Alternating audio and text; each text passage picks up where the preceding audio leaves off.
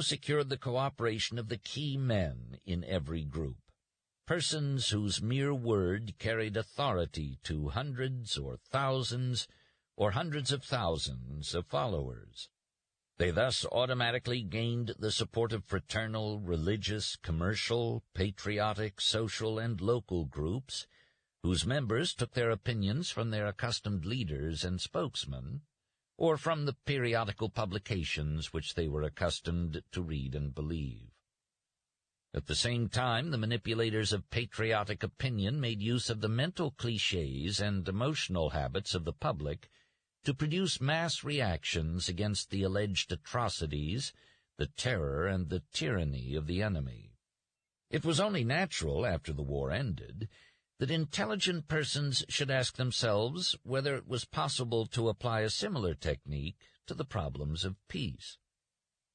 As a matter of fact, the practice of propaganda since the war has assumed very different forms from those prevalent 20 years ago. This new technique may fairly be called the new propaganda. It takes account not merely of the individual, nor even of the mass mind alone, but also and especially of the anatomy of society, with its interlocking group formations and loyalties. It sees the individual not only as a cell in the social organism, but as a cell organized into the social unit. Touch a nerve at a sensitive spot, and you get an automatic response from certain specific members of the organism. Business offers graphic examples of the effect that may be produced upon the public by interested groups, such as textile manufacturers losing their markets. This problem arose not long ago when the velvet manufacturers were facing ruin because their product had long been out of fashion. Analysis showed that it was impossible to revive a velvet fashion within America. Anatomical hunt for the vital spot. Paris, obviously. But yes and no. Paris is the home of fashion. Lyon is the home of silk. The attack had to be made at the source. It was determined to substitute purpose for chance, and to utilize the regular sources for fashion distribution, and to influence the public from these sources. A velvet fashion service, openly supported by the manufacturers, was organized. Its first function was to establish contact with the Lyon manufactories and the Paris couturiers, to discover what they were doing, to encourage them to act on behalf of velvet, and to help in the proper exploitation of their wares. An intelligent Parisian was enlisted in the work. He visited Lanvin and Worth, Agnès and Patou and others, and induced them to use velvet in their gowns and hats. It was he who arranged for the distinguished Countess this or Duchess that to wear the hat or the gown. And as for the presentation of the idea to the public, the American buyer or the American woman of fashion was simply shown the velvet creations in the atelier of the dressmaker or the milliner. She bought the velvet because she liked it and because it was in fashion. The editors of the American magazines and fashion reporters of the American newspapers, likewise subjected to the actual, although created, circumstance, reflected it in their news, which in turn subjected the buyer and the consumer here to the same influences. The result was that what was at first a trickle of velvet became a flood. A demand was slowly but deliberately created in Paris and America. A big department store, aiming to be a style leader, advertised velvet gowns and hats on the authority of the French couturier, and quoted original cables received from them.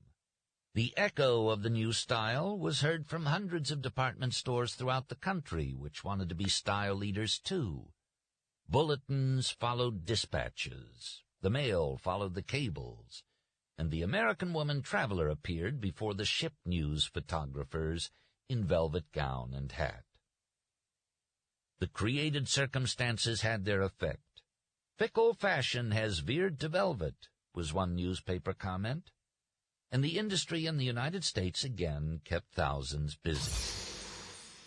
The new propaganda, having regard to the constitution of society as a whole, not infrequently serves to focus and realize the desires of the masses. A desire for a specific reform, however widespread, cannot be translated into action until it is made articulate, and until it has exerted sufficient pressure upon the proper law-making bodies.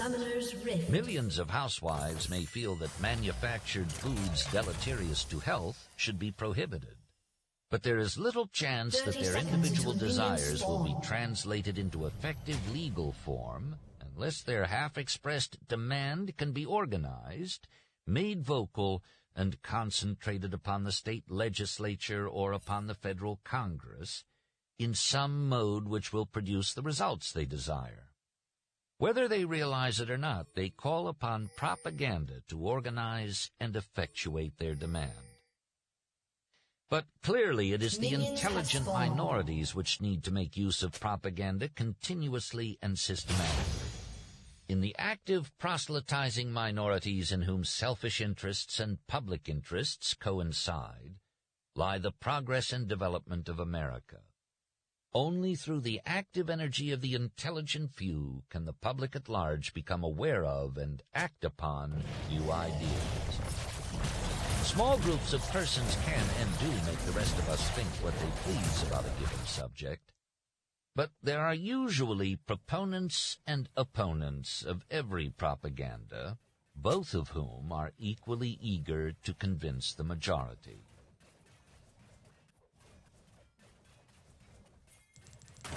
Chapter 3. The New Propagandists. Who are the men who, without our realizing it, give us our ideas, tell us whom to admire and whom to despise, what to believe about the ownership of public utilities, about the tariff, about the price of rubber, about the Dawes Plan, about immigration, who tell us how our houses should be designed, what furniture we should put into them, what menus we should serve at our table, what kind of shirts we must wear, what sports we should indulge in, what plays we should see, what charities we should support, what pictures we should admire, what slang we should affect, what jokes we should laugh at. If we set out to make a list of the men and women who, because of their position in public life, might fairly be called the molders of public opinion, we could quickly arrive at an extended list of persons mentioned in Who's Who.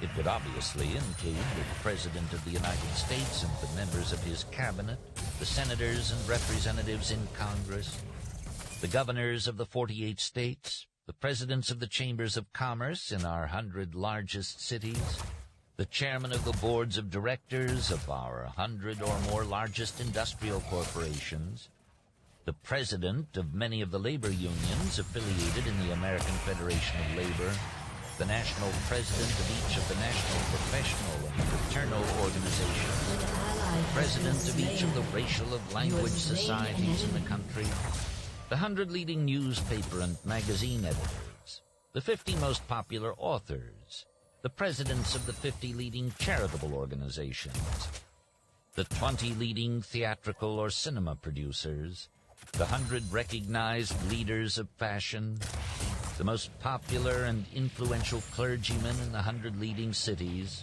the presidents of our colleges and universities, and the foremost members of their faculties, the most powerful financiers in Wall Street, the most noted amateurs of sports, and so on. Such a list would comprise several thousand persons, but it is well known that many of these leaders are themselves led, sometimes by persons whose names are known to few. Many a congressman, in framing his platform, follows the suggestions of a district boss few persons outside the political machines have ever heard of. Eloquent divines may have great influence in their communities, but often take their doctrines from a higher ecclesiastical authority. The presidents of chambers of commerce mold the thought of local businessmen concerning public issues, but the opinions which they promulgate are usually derived from some national authority. A presidential candidate may be drafted in response to overwhelming popular demand, but it is well known that his name may be decided upon by half a dozen men sitting around a table in a hotel room. In some instances, the power of invisible wire pullers is flagrant. The power of the invisible cabinet which deliberated at the poker table in a certain little green house in Washington has become a national legend. There was a period in which the major policies of the national government were dictated by a single man, Mark Hanna. A Simmons may, for a few years, succeed in marshaling millions of men on a platform of intolerance and violence. Such persons typify in the public mind the type of ruler associated with the phrase invisible government. But we do not often stop to think that there are dictators in other fields whose influence is just as decisive as that of the politicians I mentioned. As Irene Castle established the fashion of short hair, which dominates 9/10 of the women who make any pretense to being fashionable. Paris fashion leaders set the mode of the short skirt, for wearing which, 20 years ago, any woman would simply have been arrested and thrown into jail by the New York City police. And the entire women's clothing industry, capitalized at hundreds of millions of dollars, must be reorganized to conform to their dictate. There are invisible rulers who control the destinies of millions. It is not generally realized to what extent the words and actions of our most influential public men are dictated by shrewd persons operating behind the scenes. Now, what is still more important, the extent to which our thoughts and habits are modified by authorities. In some departments of our daily life in which we imagine ourselves free agents, we are ruled by dictators exercising great power. A man buying a suit of clothes imagines that he is choosing, according to his taste and his personality, the kind of garment which he prefers. In reality, he may be obeying the orders of an anonymous gentleman tailor in London.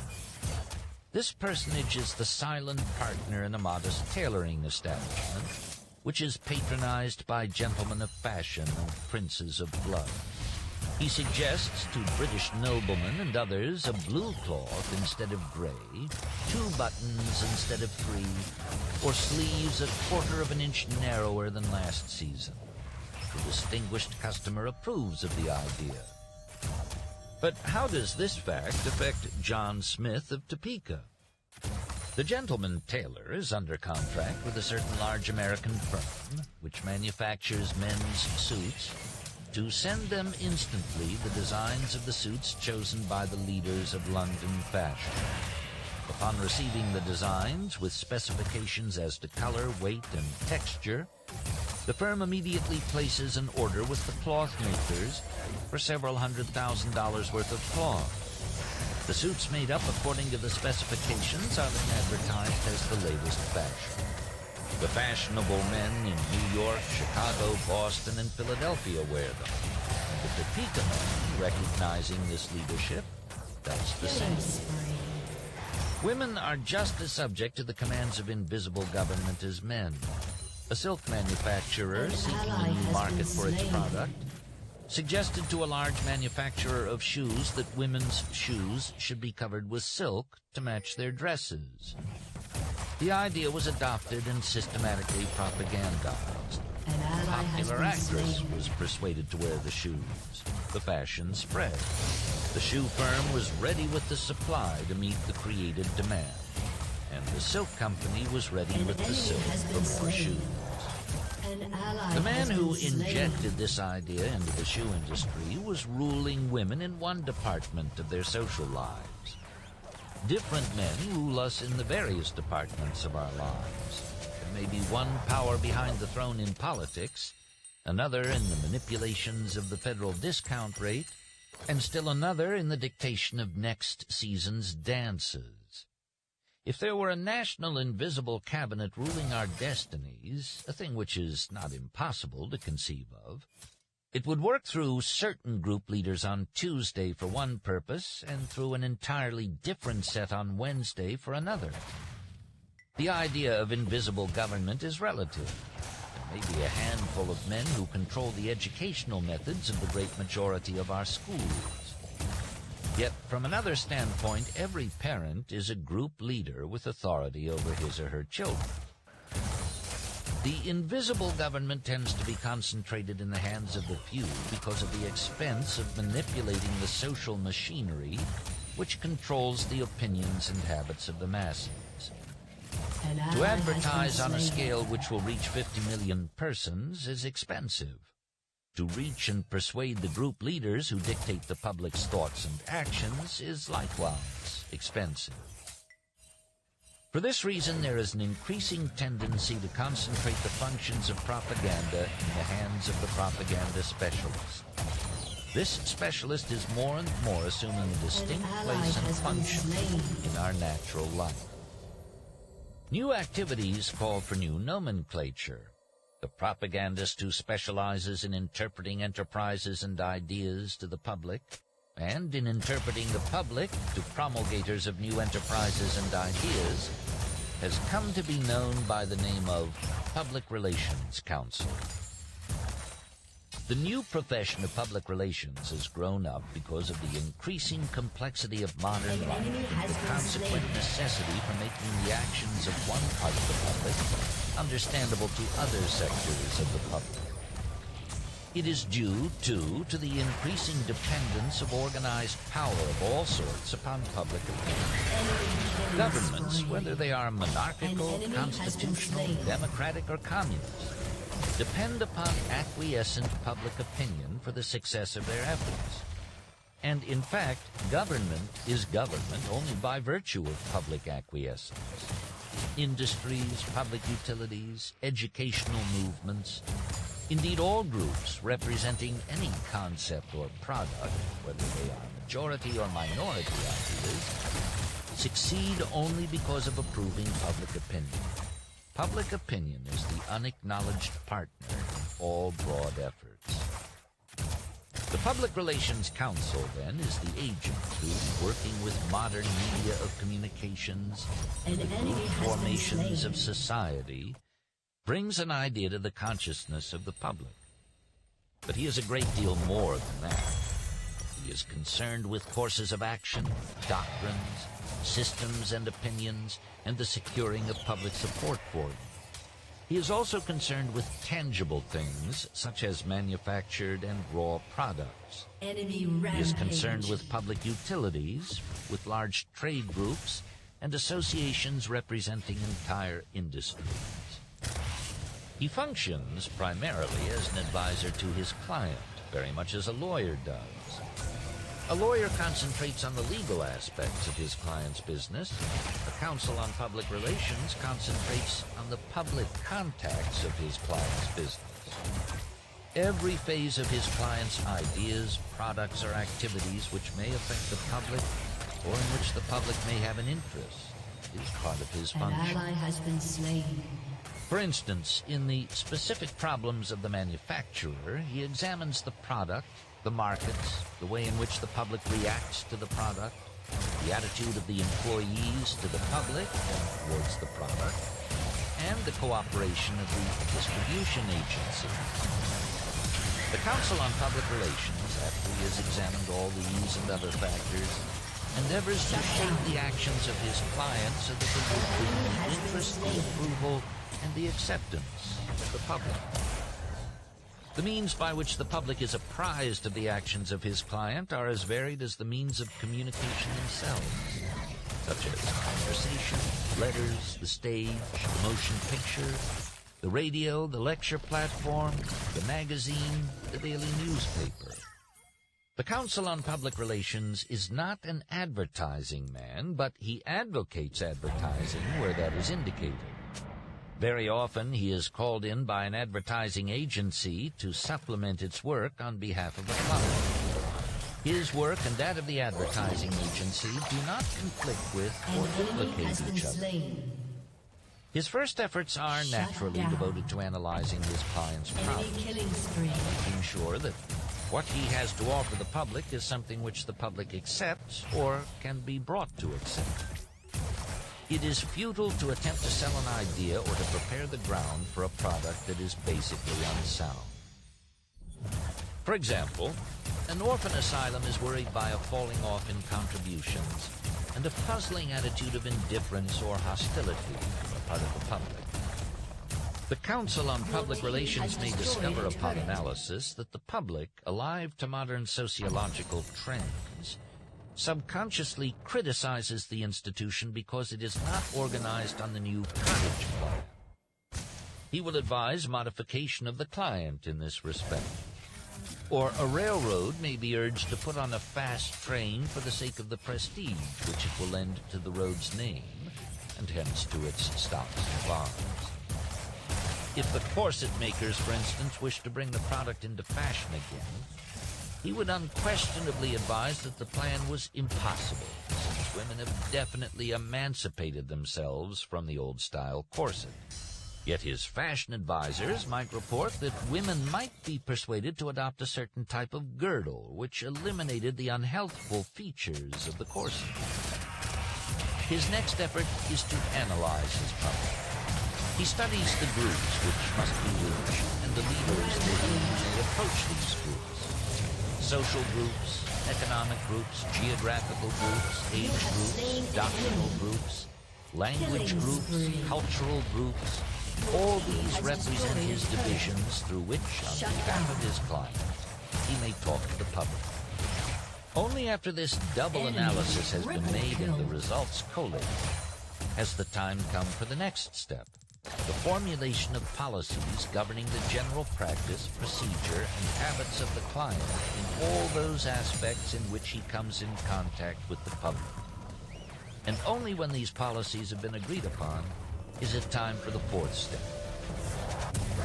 The first recognition of the distinct functions of the Public Relations Council arose, perhaps, in the early years of the present century as a result of the insurance scandals coincident with the muckraking of corporate finance in the popular magazines.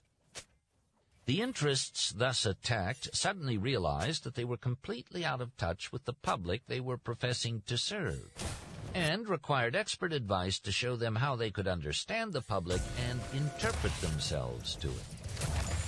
The Metropolitan Life Insurance Company, prompted by the most fundamental self-interest, initiated a conscious, directed effort to change the attitude of the public toward insurance companies in general, and toward itself in particular, to its profit and the public's benefit.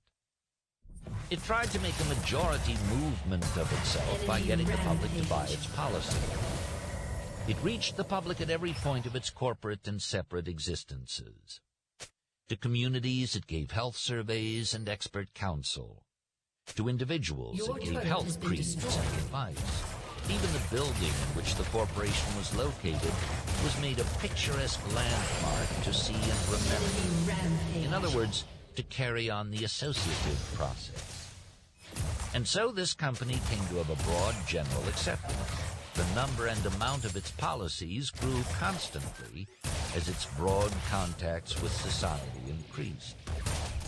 Within a decade, many large corporations were employing Public Relations Counsel under one title or another, for they had come to recognize that they depended upon public goodwill for their continued prosperity. It was no longer true that it was none of the public's business how the affairs of a corporation were managed. They were obliged to convince the public that they were conforming to its demands as to honesty and fairness. Thus, a corporation might discover that its labor policy was causing public resentment, and might introduce a more enlightened policy solely for the sake of general goodwill. Or a department store hunting for the cause of diminishing sales might discover that its clerks had a reputation for bad manners, and initiate formal instruction in courtesy and contempt.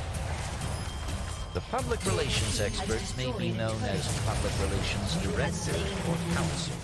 Often he is called secretary or vice president or director. Sometimes he is known as cabinet officer or commissioner.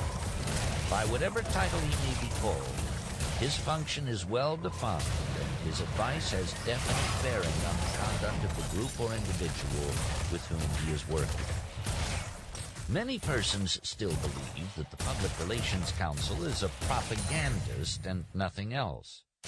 But on the contrary, the stage at which many suppose he starts his activities may actually be the stage at which he ends them. After the public and the client are thoroughly analyzed and policies have been formulated, his work may be finished. In other cases, the work of the Public Relations Counsel must be continuous to be effective. For in many instances, only by a careful system of constant, thorough, and frank information will the public understand and appreciate the value of what a merchant, educator, or statesman is doing. The Council on Public Relations must maintain constant vigilance, because inadequate information or false information from unknown sources may have results of enormous importance. A single false rumor at a critical moment may drive down the price of a corporation's stock, causing a loss of millions of stockholders. An air of secrecy or mystery about a corporation's financial dealings may breed a general suspicion capable of acting as an invisible drag on the company's whole dealings with the public.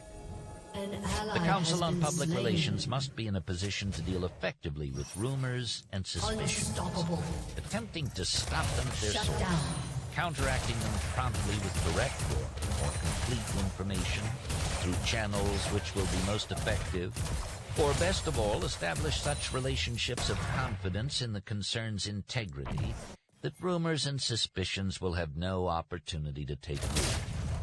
His function may include the discovery of new markets, the existence of which had been unsuspected.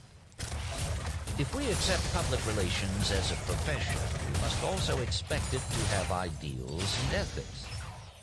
The idea of the profession is a pragmatic one. It is to make the producer, whether that producer be a legislature making laws or a manufacturer making a commercial product, understand what the public wants, and make the public understand the objectives of the producer.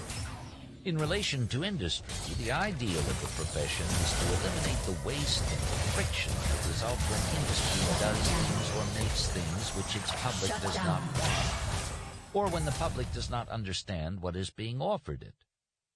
For example, the telephone companies maintain extensive public relations departments to explain what they are doing, so that energy may not be burned up in the friction of misunderstanding.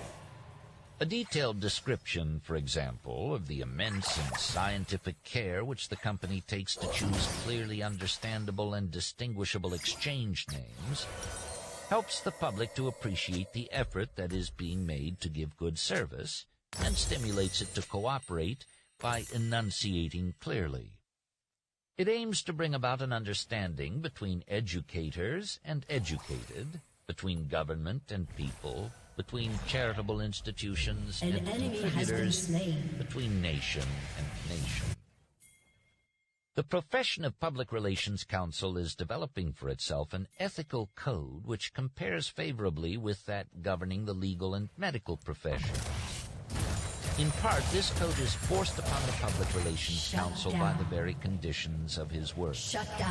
While recognizing, just as the lawyer does, that everyone has the right to present his case in its best light, he nevertheless refuses a client whom he believes to be dishonest, a product which he believes to be fraudulent, or a cause which he believes to be antisocial. One reason for this is that even though a special pleader, he is not dissociated from the client in the public's mind. Another reason is that while he is pleading before the court of public opinion, he is at the same time trying to affect that court's judgments and actions. In law, the judge and jury hold the deciding balance of power. In public opinion, the Public Relations Counsel is judge and jury because through his pleading of a case, the public may exceed his opinion and judgment. He does not accept a client whose interests conflict with those of another client.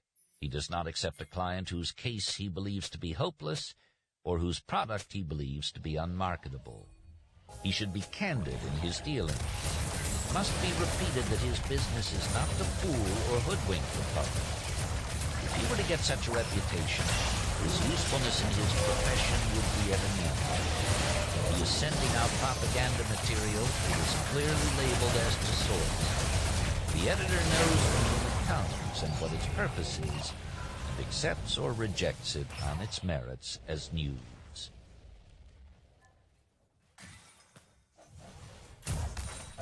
Chapter 4. The Psychology of Public Relations. The systematic study of mass psychology revealed to students the potentialities of invisible government of society by manipulation of the motives which actuate man in the group. Trotter and Le Bon, who approached the subject in a scientific manner, and Graham Wallace, Walter Lippmann, and others who continued with searching studies of the group mind, established that the group has mental characteristics distinct from those of the individual, and is motivated by impulses and emotions which cannot be explained on the basis of what we know of individual psychology. So the question naturally arose, if we understand the mechanism and motives of the group mind, is it not possible to control and regiment the masses according to our will without their knowing about it? The recent practice of propaganda has proved that it is possible, at least up to a certain point, and within certain limits. Mass psychology is as yet far from being an exact science, and the mysteries of human motivation are by no means all revealed.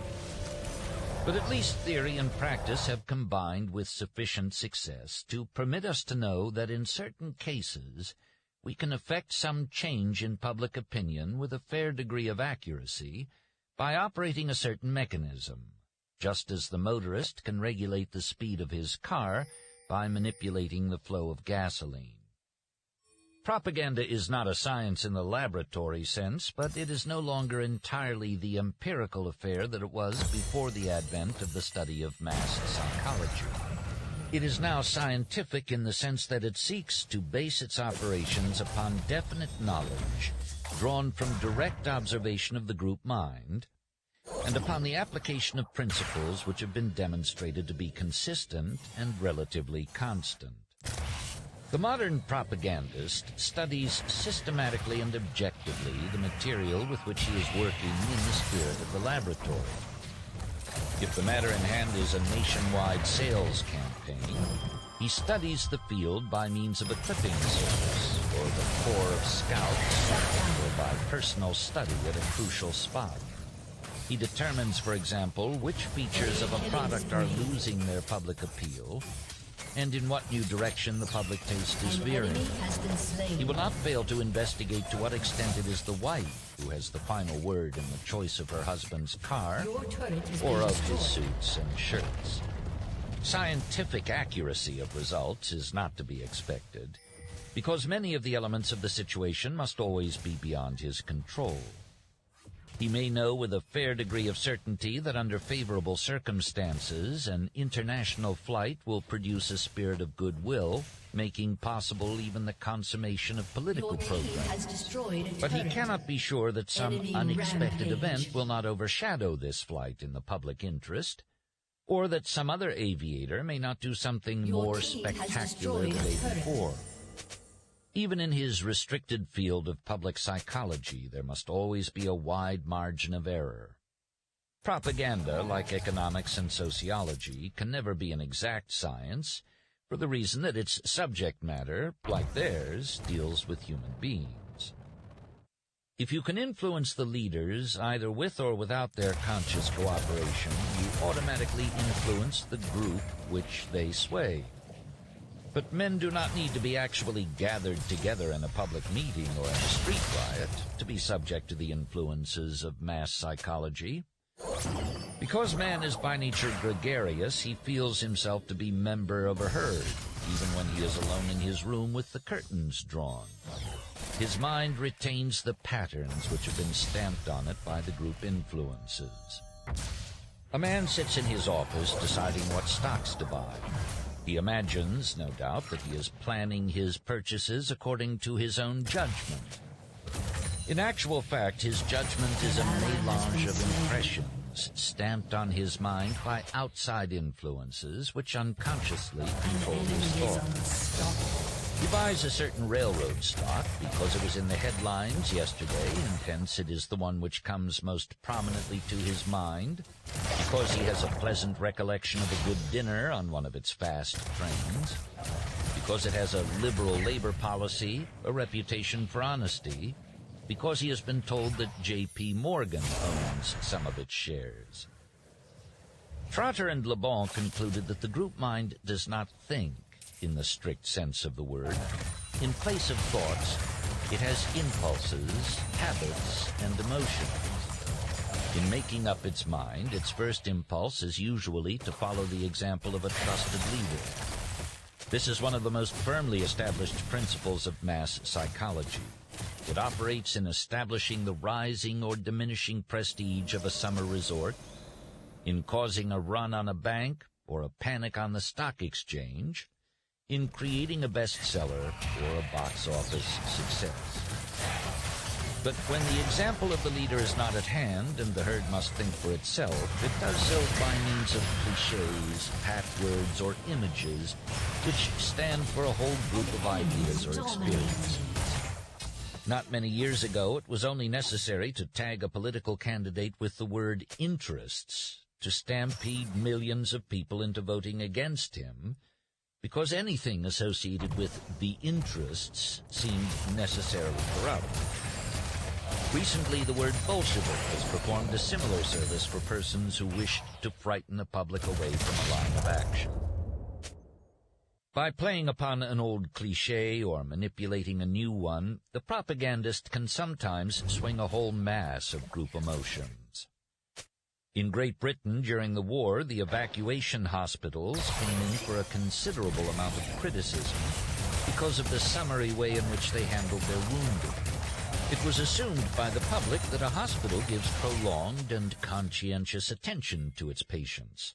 When the name was changed to evacuation posts, the critical reaction vanished. No one expected more than an adequate emergency treatment from an institution so named. The cliché hospital was indelibly associated in the public mind with a certain picture. To persuade the public to discriminate between one type of hospital and another, to dissociate the cliché from the picture it evoked, would have been an impossible task. Instead, a new cliché automatically conditioned the public emotion toward these hospitals. Men are rarely aware of the real reasons which motivate their actions. A man may believe that he buys a motor car because, after careful study of the technical features of all makes on the market, he has concluded that this is the best. He is almost certainly fooling himself. He bought it, perhaps, because a friend whose financial acumen he respects bought one last week. Or because his neighbors believed he was not able to afford a car of that class. Or because its colors are those of his college fraternity. It is chiefly the psychologists of the school of Freud who have pointed out that many of man's thoughts and actions are compensatory substitutes for desires which he has been obliged to suppress. A thing may be desired not for its intrinsic worth and usefulness, but because he has unconsciously come to see in it a symbol of something else, the desire for which he is ashamed to admit to himself. A man buying a car may think he wants it for purposes of locomotion, whereas the fact may be that he would really prefer not to be burdened with it and would rather walk for the sake of his health. He may really want it because it is a symbol of social position, an evidence of his success in business, or a means of pleasing his wife. This general principle, that men are very largely actuated by motives which they conceal from themselves, is as true of mass as of individual psychology. It is evident that the successful propagandist must understand the true motives and not be content to accept the reasons which men give for what they do. It is not sufficient to understand only the mechanical structure of society, the groupings and cleavages and loyalties. An engineer may know all about the cylinders and pistons of a locomotive, but unless he knows how steam behaves under pressure, he cannot make his engine run. Human desires are the steam which makes the social machine work. Only by understanding them can the propagandist control that vast, loose-jointed mechanism which is modern society. The old propagandist based his work on the mechanistic reaction psychology then in vogue in arcology. This assumed that the human mind was merely an individual machine, a system of nerves and nerve centers, reacting with mechanical regularity to stimuli like a helpless, will-less automaton. It was the special pleader's function to provide the stimulus which would cause the desired reaction in the individual purchaser. It was one of the doctrines of the reaction psychology that a certain stimulus often repeated would create a habit, or that the mere reiteration of an idea would create a conviction. Suppose the old type of salesmanship, acting for a meat packer, was seeking to increase the sale of bacon. It would reiterate innumerable times in full-page advertisements, "Eat more bacon. Eat bacon because it is cheap, because it is good, because it gives you reserve energy." The newer salesmanship, understanding the group structure of society and principles of mass psychology, would first ask, who is it that influences the eating habits of the world? The answer, obviously, is the physicians. The new salesman will then suggest to physicians to say publicly that it is wholesome to eat bacon. He knows as a mathematical certainty that large numbers of persons will follow the advice of their doctors, because he understands the psychological relation of dependence of men upon their physicians. The old-fashioned propagandist, using almost exclusively the appeal of the printed word, tried to persuade the individual reader to buy a definite article immediately. This approach is exemplified in a type of advertisement which used to be considered ideal from the point of view of directness and effectiveness. You, perhaps with a finger pointing at the reader, buy O'Leary's rubber here. Now, the advertiser sought by means of reiteration and emphasis directed upon the individual to break down or penetrate sales resistance. Although the appeal was aimed at 50 million persons, it was aimed at each as an individual. The new salesmanship has found it possible, by dealing with men in the mass through their group formations, to set up psychological and emotional currents which will work for him. Instead of assaulting sales resistance by direct attack, he is interested in removing sales resistance. He creates circumstances which will swing emotional currents so as to make their purchaser demand. If, for instance, I want to sell pianos, it is not sufficient to blanket the country with a direct appeal, such as, "You, buy a Mozart piano now. It is cheap. The best artists use it. It will last for years." The claims may all be true, but they are in direct conflict with the claims of other piano manufacturers, and in indirect competition with the claims of a radio or a motor car, each competing for the consumer's dollar. What are the true reasons the purchaser is planning to spend his money on a new car instead of on a new piano? Because he has decided that he wants the commodity called locomotion more than he wants the commodity called music? Not altogether. He buys a car because it is at the moment the group custom to buy cars. The modern propagandist, therefore, sets to work to create circumstances which will modify that custom. He appeals perhaps to the home instinct, which is fundamental. He will endeavor to develop public acceptance of the idea of a music room in the home. This he may do, for example, by organizing an exhibition of period music rooms designed by well-known decorators, who themselves exert an influence on the buying groups. He enhances the effectiveness and prestige of these rooms by putting in them rare and valuable tapestries. Then, in order to create dramatic interest in the exhibit, he stages an event or ceremony. To this ceremony, key people, persons known to influence the buying habits of the public, such as a famous violinist, a popular artist, and a society leader, are invited. These key people affect other groups, lifting the idea of the music room to a place in the public consciousness which it did not have before.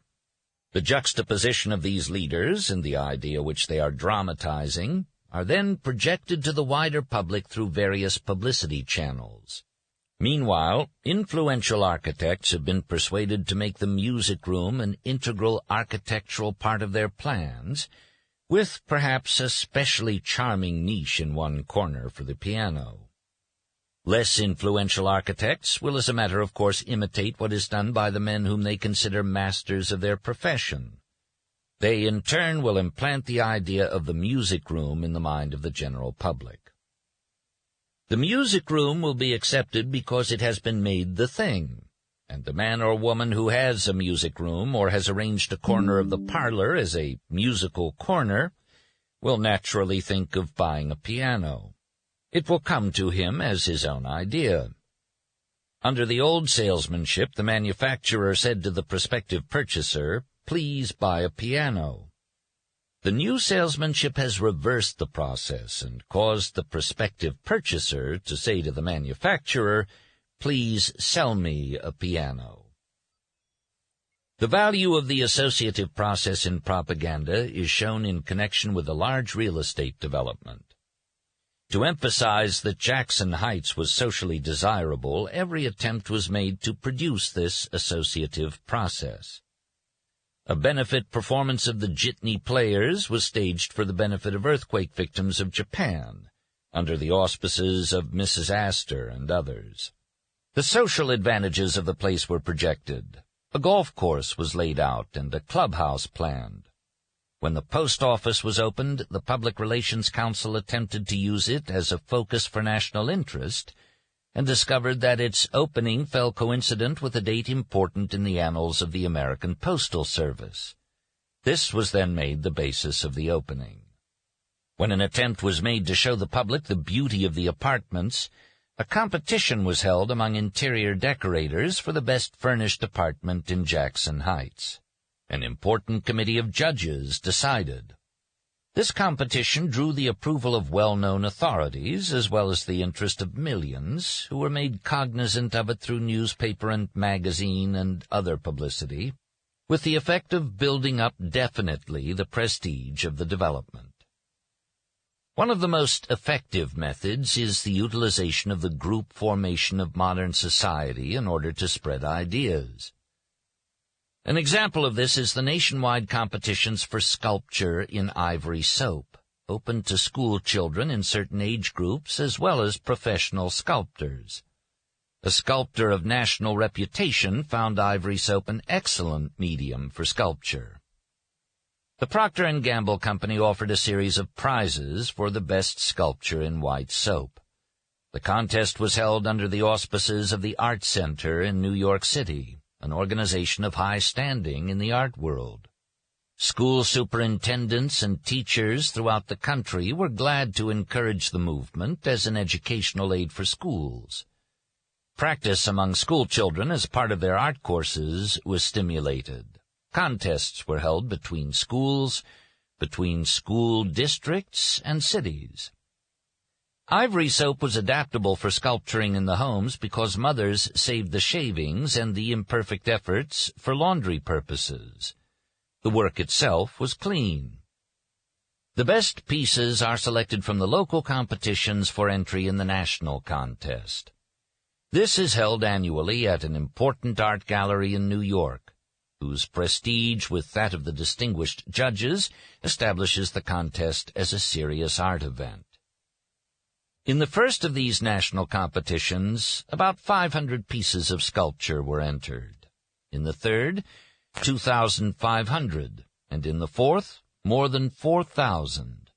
If the carefully selected pieces were so numerous, it is evident that a vast number were sculptured during the year, and that a much greater number must have been made for practice purposes. The goodwill was greatly enhanced by the fact that this soap had become not merely the concern of the housewife, but also a matter of personal and intimate interest to her children. A number of familiar psychological motives were set in motion in the carrying out of this campaign. The aesthetic, the competitive, the gregarious, much of the sculpturing was done in school groups, the snobbish, the impulse to follow the example of a recognized leader, the exhibitionist, and, last but by no means least, the maternal. All these motives and group habits were put in concerted motion by the simple machinery of group leadership and authority. As if actuated by the pressure of a button, people began working for the sake of the gratification obtained in the sculpture work itself. This point is most important in successful propaganda work. The leaders who lend their authority to any propaganda campaign will do so only if it can be made to touch their own interests.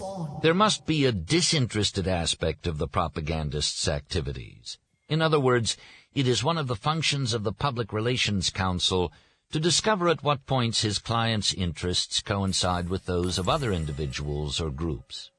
In the case of the soap sculpture competition, the distinguished artists and educators who sponsored the idea were glad to lend their services and their names because the competitions really promoted an interest which they had at heart, the cultivation of the aesthetic impulse among the younger generation. Such coincidence and overlapping of interests is as infinite as the interlacing of group formations themselves.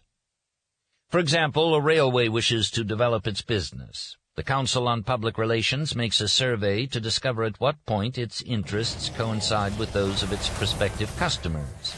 The company then establishes relations with chambers of commerce along its right-of-way and assists them in developing their communities. It helps them to secure new plants and industries for the town. It facilitates business through the dissemination of technical information. It is not merely a case of bestowing favors in the hope of receiving favors. These activities of the railroad, besides creating goodwill, actually promote growth on its right-of-way. The interests of the railroad and the communities through which it passes mutually interact and feed one another. In the same way, a bank institutes an investment service for the benefit of its customers in order that the latter may have more money to deposit with the bank. Or a jewelry concern develops an insurance department to insure the jewels it sells in order to make the purchaser feel greater security in buying jewels.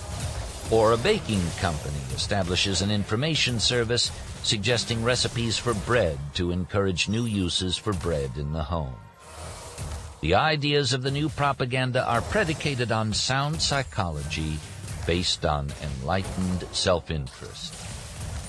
I have tried in these chapters to explain the place of propaganda in modern American life and something of the methods by which it operates, to tell the why, the what, the who, and the how of the invisible government which dictates our thoughts, directs our feelings, and controls our actions. In the following chapters, I shall try to show how propaganda functions in specific departments of group activity, to suggest some of the further ways in which it may operate.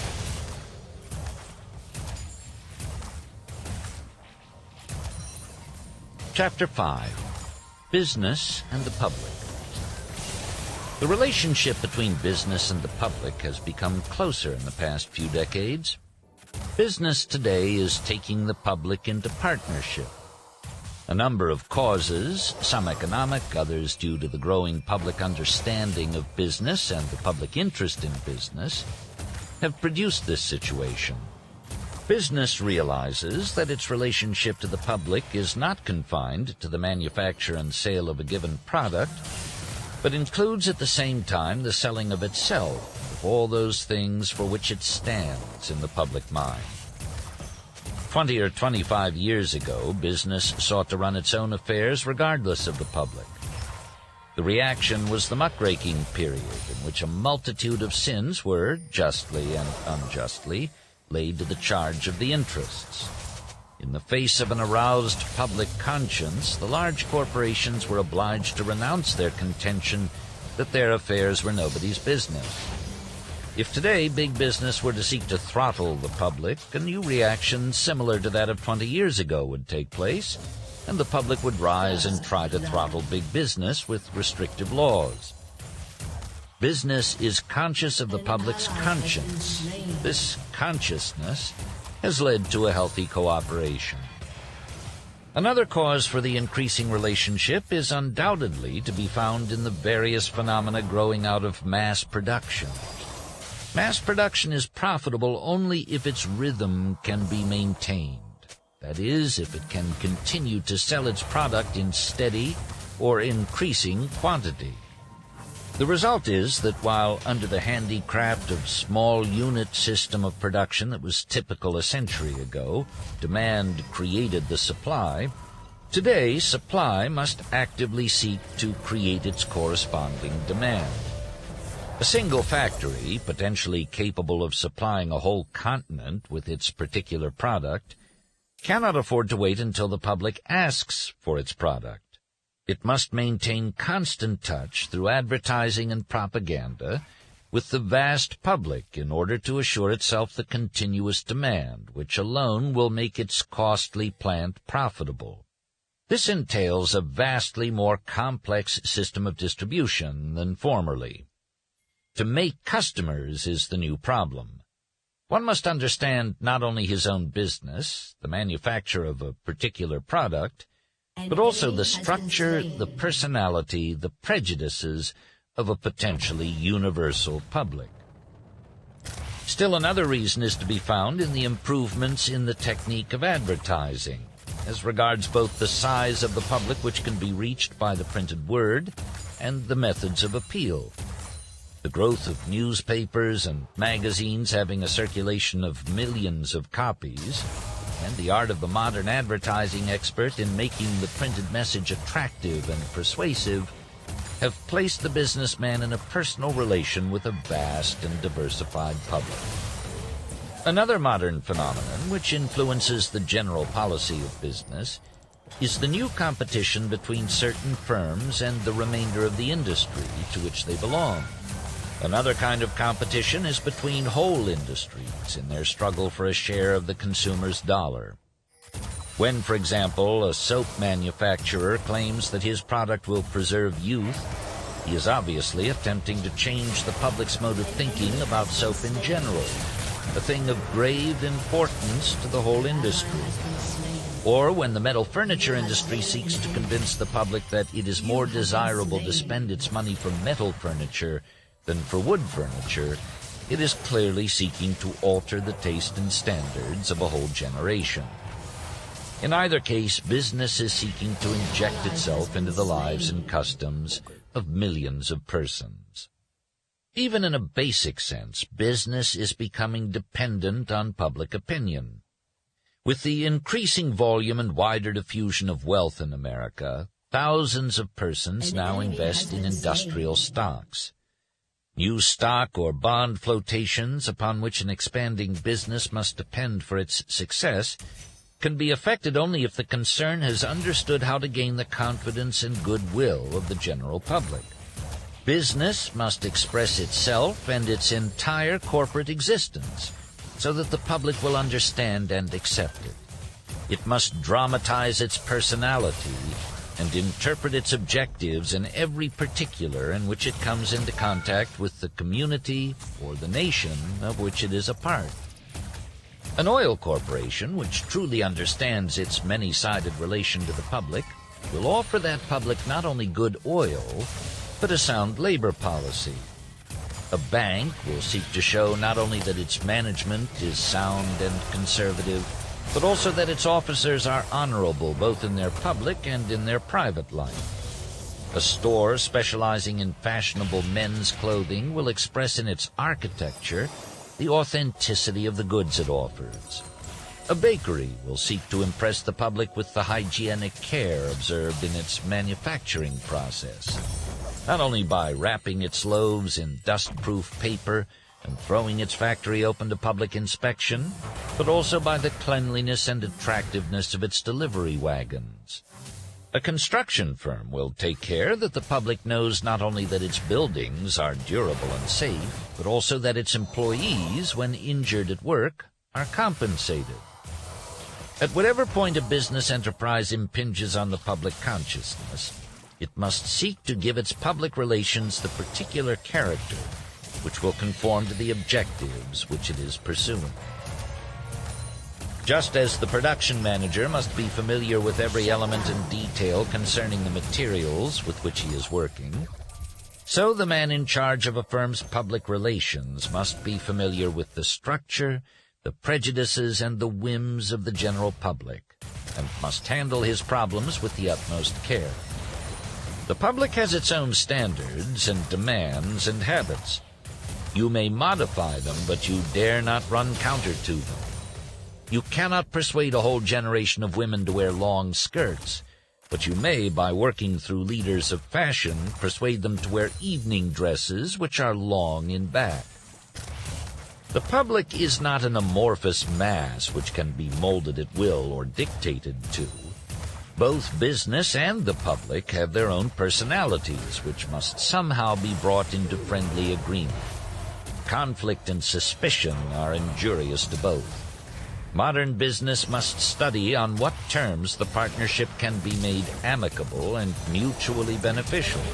It must explain itself, its aims, its objectives, to the public in terms which the public can understand and is willing to accept.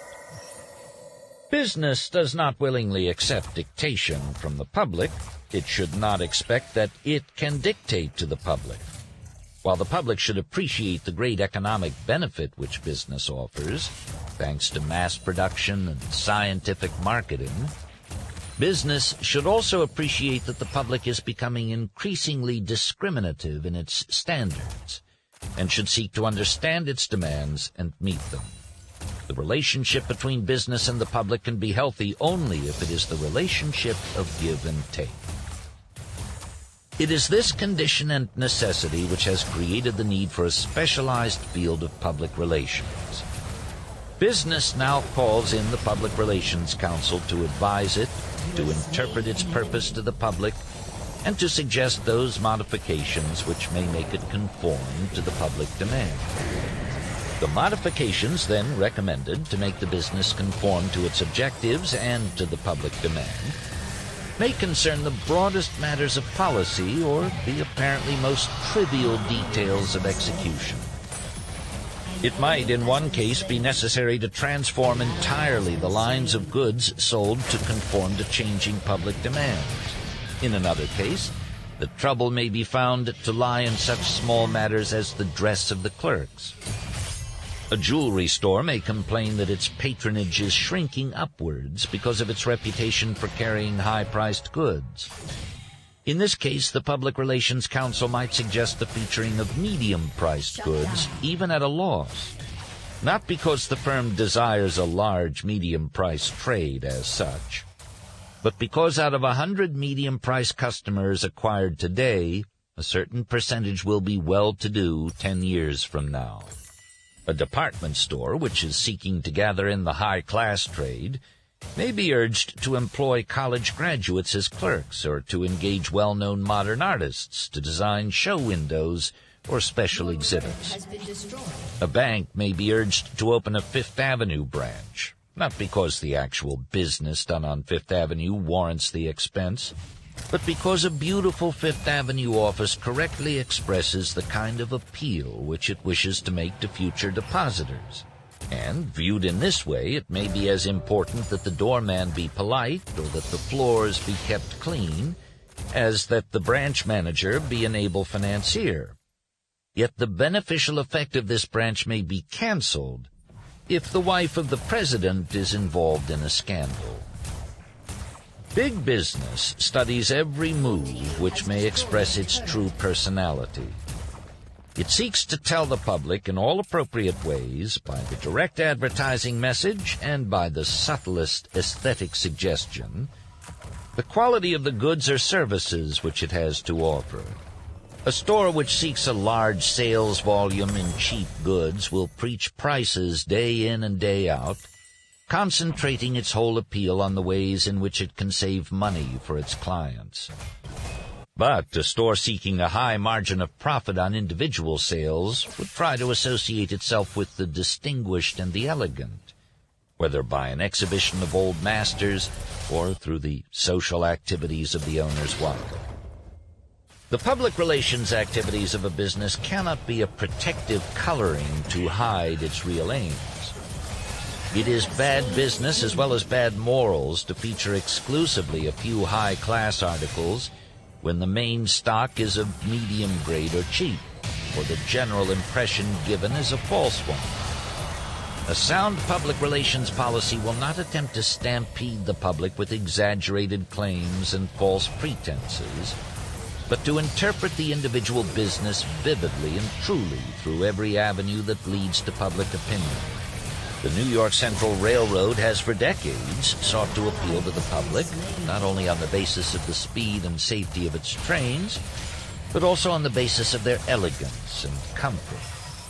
It is appropriate that the corporation should have personified to the general public in the person of so suave and ingratiating a gentleman as Chauncey M. Depew, an ideal window dressing for such an enterprise.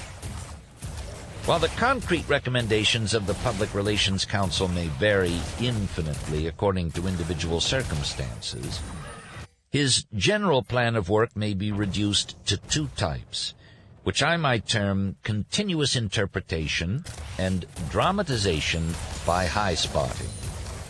The two may be alternative or may be pursued concurrently.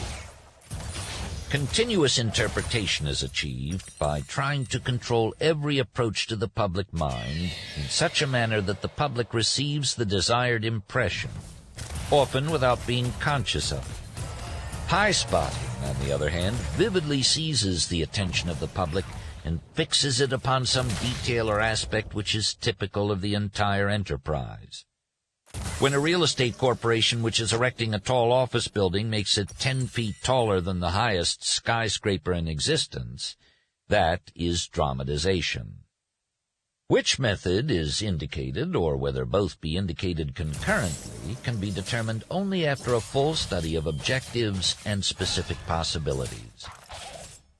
Another interesting case of focusing public attention on the virtues of a product was shown in the case of gelatin. Its advantages in increasing the digestibility and nutritional value of milk were proven in the Mellon Institute of Industrial Research. The suggestion was made and carried out that to further this knowledge, gelatin be used by certain hospitals and school systems to be tested out there. The favorable results of such tests were then projected to other leaders in the field, with the result that they followed that group leadership and utilized gelatin for the scientific purposes which had been proven to be sound at the research institution. The idea carried momentum. The tendency of big business is to get bigger. Through mergers and monopolies, it is constantly increasing the number of persons with whom it is in direct contact.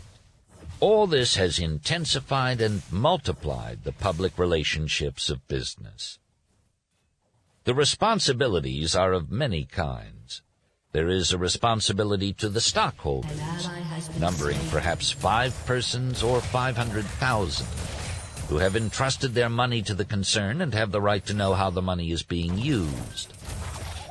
A concern which is fully aware of its responsibility toward its stockholders will furnish them with frequent letters urging them to use the product in which their money is invested and use their influence to promote its sale.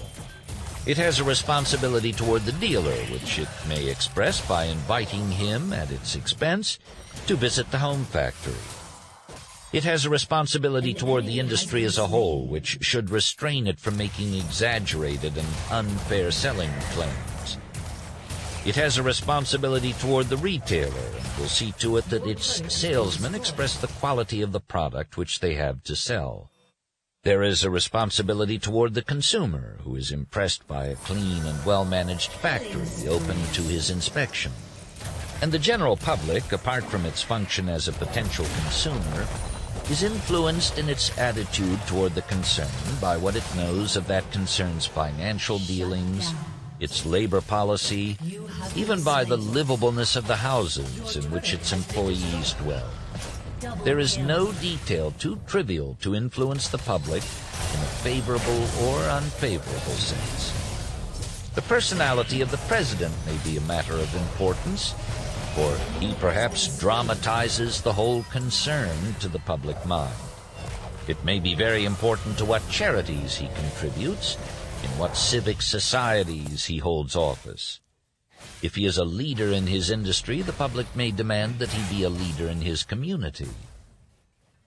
The businessman has become a responsible member of the social group. It is not a question of ballyhoo, of creating a picturesque fiction for public consumption. It is merely a question of finding the appropriate modes of expressing the personality that is to be dramatized. Some businessmen can be their own best public relations counsel, but in the majority of cases, knowledge of the public mind and of the ways in which it will react to an appeal is a specialized function which must be undertaken by the professional expert. Big business, I believe, is realizing this more and more. It is increasingly availing itself of the services of the specialist in public relations, whatever may be the title accorded him. And it is my conviction that as big business becomes bigger, the need for expert manipulation of its innumerable contacts with the public will become greater.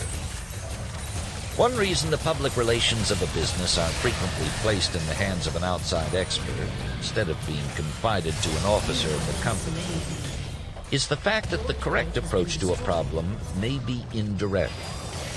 For example, when the luggage industry attempted to solve some of its problems by a public relations policy, it was realized that the attitude of railroads, of steamship companies, and of foreign government-owned railroads was an important factor in the handling of luggage.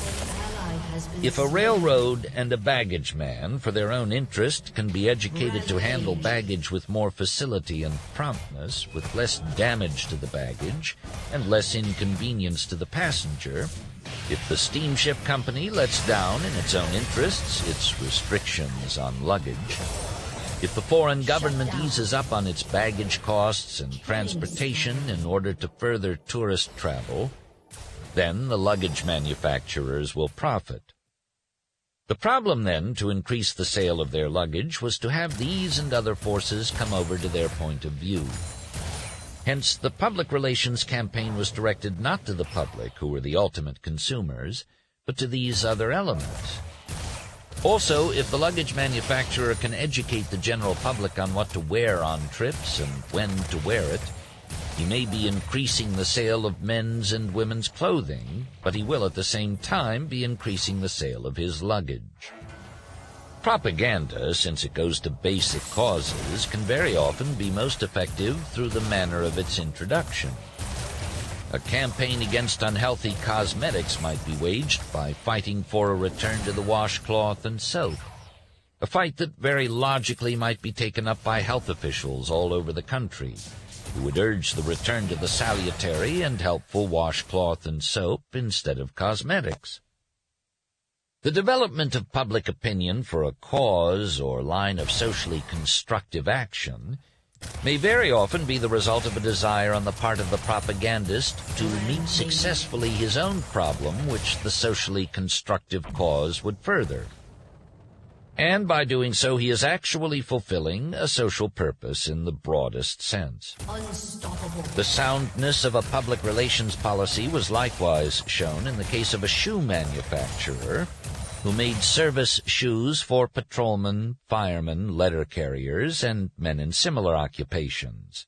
He realized that if he could make acceptable the idea that men in such work ought to be well shod, he would sell more shoes and at the same time further the efficiency of the men. He organized as part of his business a foot protection bureau. This bureau disseminated scientifically accurate information on the proper care of the feet, principles which the manufacturer had incorporated in the construction of the shoes.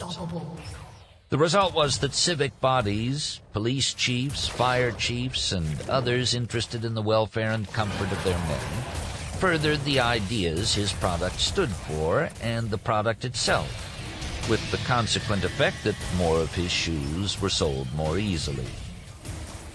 The application of this principle of a common denominator of interest between the object that is sold and the public goodwill can be carried to infinite degrees. It matters not how much capital you may have, how fair the rates may be, how favorable the conditions of service. If you haven't behind you a sympathetic public opinion, you are bound to fail. This is the opinion of Samuel Insull, one of the foremost traction magnates of the country. The late Judge Gary of the United States Steel Corporation expressed the same idea when he said, "Once you have the goodwill of the general public, you can go ahead in the work of constructive expansion." Too often, many try to discount this vague and intangible element. That way lies destruction. An ally has been slain. Public opinion is no longer inclined to be unfavorable to the large business merger. It resents the censorship of business by the Federal Trade Commission. It has broken down the antitrust laws where it thinks they hinder economic development. It backs great trusts and mergers which it excoriated a decade ago. The government now permits large aggregations of producing and distributing units, as evidenced by mergers among railroads and other public utilities, because representative government reflects public opinion. Public opinion itself fosters the growth of mammoth industrial enterprises. In the opinion of millions of small investors, mergers and trusts are friendly giants and not ogres, because of the economies mainly due to quantity production which they have affected and can pass on to the consumer. This result has been, to a great extent, obtained by a deliberate use of propaganda in its broadest sense. It was obtained not only by modifying the opinion of the public, as the governments modified and marshaled the opinion of their publics during the war, but often by modifying the business concern itself. A cement company may work with road commissions gratuitously to maintain testing laboratories in order to ensure the best quality roads to the public. A gas company maintains a free school of cookery. But it would be rash and unreasonable to take it for granted that because public opinion has come over to the side of big business, it will always remain there. Only recently, Professor W.Z. Ripley of Harvard University, one of the foremost national authorities on business organization and practice, exposed certain aspects of big business which tended to undermine public confidence in large corporations. He pointed out that the stockholders' supposed voting power is often illusory, that annual financial statements are sometimes so brief and summary that to the man in the street they are downright misleading, that the extension of the system of non-voting shares often places the effective control of corporations and their finances in the hands of a small clique of stockholders, and that some corporations refuse to give out sufficient information to permit the public to know the true condition of the concern. Furthermore, no matter how favorably disposed the public be toward big business in general, the utilities are always fair game for public discontent and need to maintain goodwill with the greatest care and watchfulness. These and other corporations of a semi-public character will always have to face a demand for government or municipal ownership if such attacks as those of Professor Ripley are continued and are, in the public's opinion, justified, unless conditions are changed and care is taken to maintain the contact with the public at all points of their corporate existence. The Public Relations Council should anticipate such trends of public opinion and advise on how to avert them, either by convincing the public that its fears or prejudices are unjustified, or in certain cases by modifying the action of the client to the extent necessary to remove the cause of complaint. In such a case, public opinion might be surveyed and the points of irreducible opposition discovered. The aspects of the situation which are susceptible of logical explanation, to what extent the criticism or prejudice is a habitual emotional reaction, and what factors are dominated by accepted cliches might be disclosed. In each instance, he would advise some action or modification of policy calculated to make the readjustment. While government ownership is in most instances only varyingly a remote possibility, public ownership of big business through the increasing popular investment in stocks and bonds is becoming more and more a fact. The importance of public relations from this standpoint is to be judged by the fact that practically all prosperous corporations expect at some time to enlarge operations and will need to float new stock or bond issues. The success of such issues depends upon the general record of the concern in the business world and also upon the goodwill which it has been able to create in the general public. When the Victor Talking Machine Company was recently offered to the public, millions of dollars worth of stock were sold overnight. On the other hand, there were certain companies which, although they were financially sound and commercially prosperous, would be unable to float a large stock issue because public opinion is conscious of them or has some unanalyzed prejudice against them. To such an extent is the successful floating of stocks and bonds dependent upon the public favor that the success of a new merger may stand or fall upon the public acceptance which is created for it. A merger may bring into existence huge new resources, and these resources, perhaps amounting to millions of dollars in a single operation, can often fairly be said to have been created by the expert manipulation of public opinion. It must be repeated that I am not speaking of artificial value given to a stock by dishonest propaganda or stock manipulation, but of the real economic values which are created when genuine public acceptance is gained for an industrial enterprise and becomes a real partner in it. The growth of big business is so rapid that in some lines ownership is more international than national. It is necessary to reach ever larger groups of people if modern industry and commerce are to be financed. Americans have purchased billions of dollars of foreign industrial securities since the war, and Europeans own, it is estimated, between $1 and $2 billion worth of ours. In each case, public acceptance must be obtained for the issue and the enterprise behind it. Public loans, state or municipal, to foreign countries depend upon the goodwill which those countries have been able to create for themselves here.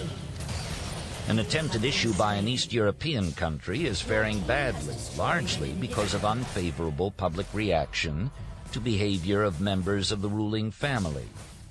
But other countries have no difficulty in placing any issue because the public is already convinced of the prosperity of these nations and the stability of their governments.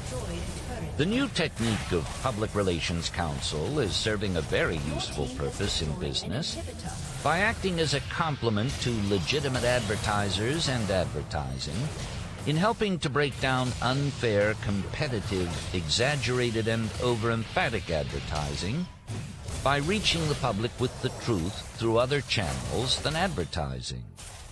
Where two competitors in a field are fighting each other with this type of advertising, they are undermining that particular industry to a point where the public may lose confidence in the whole industry. The only way to combat such unethical methods is for ethical members of the industry to use the weapon propaganda in order to bring out the basic truths of the situation. Take the case of toothpaste, for instance. Here is a highly competitive field in which the preponderance of public acceptance of one product over another can very legitimately rest in inherent values. However, what has happened in this field? One or two of the large manufacturers have asserted advantages for their toothpastes which no single toothpaste discovered up to the present time can possibly have. The competing manufacturer is put in the position either of overemphasizing an already exaggerated emphasis or of letting the overemphasis of his competitor take away his markets. He turns to the weapon of propaganda, which can effectively, through various channels of approach to the public, the dental clinics, the schools, the women's clubs, the medical colleges, the dental press, and even the daily press, bring to the public the truth of what a toothpaste can do. This will, of course, have its effect in making the honestly advertised toothpaste get to its real public. Propaganda is potent in meeting unethical or unfair advertising. Effective advertising has become more costly than ever before. Years ago, when the country was smaller and there was no tremendous advertising machinery, it was comparatively easy to get countrywide recognition for a product. A corps of traveling salesmen might persuade the retailers, with a few cigars and a repertory of funny stories, to display and recommend their article on a nationwide scale. Today, a small industry is swamped unless it can find appropriate and relatively inexpensive means of making known the special virtues of its product, while larger industries have sought to overcome the difficulty by cooperative advertising, in which associations of industries compete with other associations. Mass advertising has produced new kinds of competition. Competition between rival products in the same line is, of course, as old as economic life itself. In recent years, much has been said of the new competition. We have discussed it in a previous chapter, between one group of products and another. Stone competes against wood for building, linoleum against carpets, oranges against apples, tin against asbestos for roofing. This type of competition has been humorously illustrated by Mr. O.H. Cheney, Vice President of the American Exchange and Irving Trust Company of New York, in a speech before the Chicago Business Forum. "Do you represent the millinery trades?" said Mr. Cheney. "The man at your side may serve the fur industry, and by promoting the style of big fur collars on women's coats, he is ruining the hat business by forcing women to wear small and inexpensive hats. You may be interested in the ankles of the fair sex. You may represent the silk hosiery industry. You have two brave rivals who are ready to fight to the death, to spend millions in the fight for the glory of those ankles. The leather industry, which has suffered from the low show vogue, and the fabrics manufacturers who yearn for the good old days when skirts were skirts. If you represent the plumbing and heating business, you are the mortal enemy of the textile industry, because warmer homes mean lighter clothes. If you represent the printers, how can you shake hands with the radio equipment man? These are really only obvious forms of what I have called the new competition. The old competition was that between the members of each trade organization. One phase of the new competition is that between the trade associations themselves, between you gentlemen who represent those industries. Inter-commodity competition is the new competition between products used alternatively for the same purpose. Inter-industrial competition is the new competition between apparently unrelated industries which affect each other, or between such industries as compete for the consumer's dollar. And that means practically all industries. Inter-commodity competition is, of course, the most spectacular of all. It is the one which seems most of all to have caught the business imagination of the country.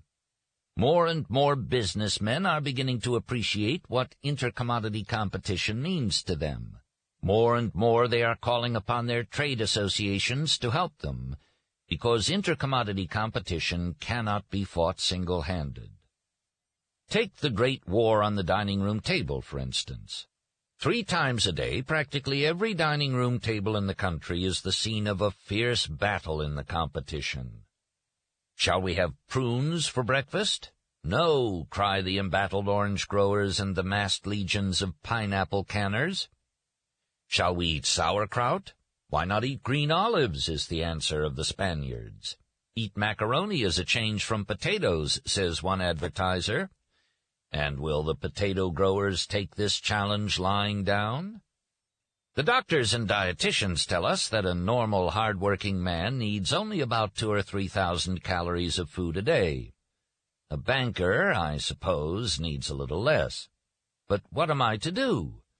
The fruit growers, the wheat raisers, the meat packers, the milk producers, the fishermen, all want me to eat more of their products, and are spending millions of dollars a year to convince me. Am I to eat to the point of exhaustion, or am I to obey the doctor and let the farmer and the food packers and the retailer go broke? Am I to balance my diet in proportion to the advertising appropriations of the various producers? Or am I to balance my diet scientifically and let those who overproduce go bankrupt? The new competition is probably keenest in the food industries because we have a very real limitation on what we can consume. In spite of higher incomes and higher living standards, we cannot eat more than we can eat. I believe that competition in the future will not only be an advertising competition between individual products or between big associations, but that it will in addition be a competition of propaganda. The businessman and advertising man is realizing that he must not discard entirely the methods of Barnum in reaching the public. An example in the annals of George Harrison Phelps, of the successful utilization of this type of appeal, was the nationwide hookup which announced the launching of the Dodge Victory 6 car. Millions of people, it is estimated, listened in to this program broadcast over 47 stations. The expense was more than $60,000. The arrangements involved an additional telephonic hookup of 20,000 miles of wire, and included transmission from Los Angeles, Chicago, Detroit, New Orleans, and New York. Al Jolson did his bit from New Orleans, Will Rogers from Beverly Hills, Fred and Dorothy Stone from Chicago, and Paul Whiteman from New York, at an aggregate artist's fee of $25,000. And there was included a 4-minute address by the president of Dodge Brothers announcing the new car, which gave him access in 4 minutes to an estimated audience of 30 million Americans, the largest number, unquestionably, ever to concentrate their attention on a given commercial product at a given moment. It was a sugar-coated sales message. Modern sales technicians will object. What you say of this method of appeal is true, but it increases the cost of getting the manufacturer's message across. The modern tendency has been to reduce this cost, for example, the elimination of premiums, and concentrate on getting full efficiency from the advertising expenditure. If you hire a Gali Kurchi to sing for bacon, you increase the cost of the bacon by the amount of her very large fee. Her voice adds nothing to the product, but it adds to its cost. Undoubtedly, but all modes of sales appeal require the spending of money to make the appeal attractive. The advertiser in print adds to the cost of his message by the use of pictures, or by the cost of getting distinguished endorsements. There is another kind of difficulty created in the process of big business getting bigger, which calls for new modes of establishing contact with the public.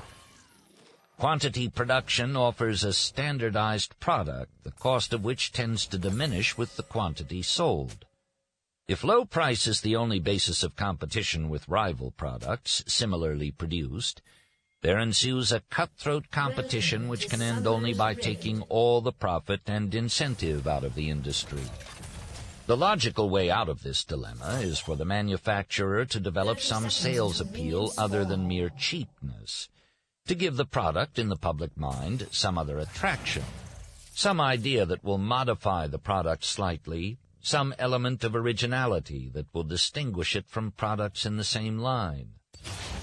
Thus, a manufacturer of typewriters paints his machines in cheerful hues. These special types of appeal can be popularized by the manipulation of the principles familiar to the propagandist, the principles of gregariousness, obedience to authority, emulation, and the like. A minor element can be made to assume economic importance by being established in the public mind as a matter of style.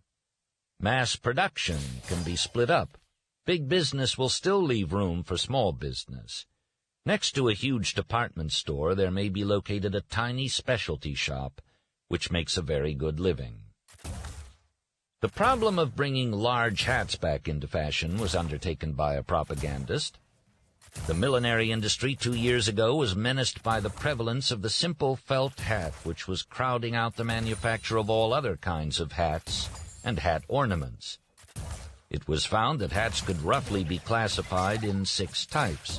It was found, too, that 4 groups might help to change hat fashions: the society leader, the style expert, the fashion editor and writer, the artist who might give artistic approval to the styles, and beautiful mannequins.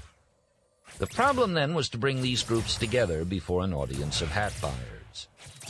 A committee of prominent artists was organized to choose the most beautiful girls in New York to wear in a series of tableaus, the most beautiful hats in the style classifications, at a fashion fete at a leading hotel.